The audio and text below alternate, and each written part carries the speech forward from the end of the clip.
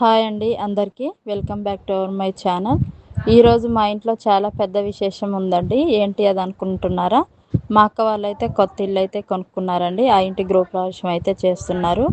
ఇల్లు అంటే మామూలు విషయం కాదండి. ఎన్నో పనులు, ఎంతో హడావిడి. ఇదంతా ఒక ఎత్తు అయితే గృహప్రవేశం రోజున మా ఇంట్లో వండిన ఒక స్పెషల్ వంటకం గురించి ఈరోజు మీకు చెప్పబోతున్నాను. అదేంటో తెలుసా అండి? గుమగుమలాడే మన అందరి ఫేవరెట్ శనగపప్పుతో సాంబార్ అండి. టేస్ట్ మాత్రం చాలా బాగుంటుంది. ఒకసారి అయితే మీరు ఇదంతా ట్రై చేయండి. మీరు మళ్ళీ మళ్ళీ తినాలి అనిపిస్తుంది. ముందుగా అయితే తాలింపులో మనకి మెయిన్ కావాల్సింది మునక్కాయ, దోసకాయ, టమాటాలు, కరివేపాకు వేసి అయితే మంచిగా ఆయిల్లో మగ్గనివ్వాలి.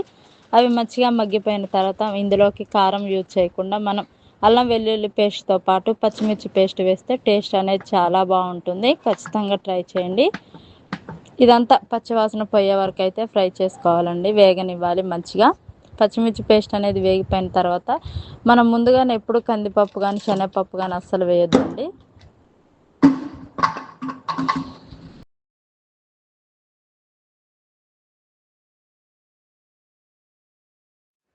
మనం ఎప్పుడైనా సరే ముందు పప్పు అనేది ఉడికించకుండా తాలింపులో చింతపండు రసం అనేది మనం ఎంత సాంబార్ అయితే పెట్టుకుంటామో దానికి సరిపడా చింతపండు రసం అయితే పోసేసుకొని మంచిగా తెరలనివ్వాలి.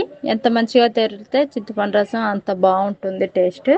మనం రెగ్యులర్గా ఎప్పుడు కూడా కందిపప్పుతో చేస్తాము. ఒకసారి శనగపప్పుతో మీరైతే ట్రై చేయండి. టేస్ట్ మాత్రం బాగుంటుంది. ఎప్పుడు కూడా ఇలానే ట్రై చేస్తారు.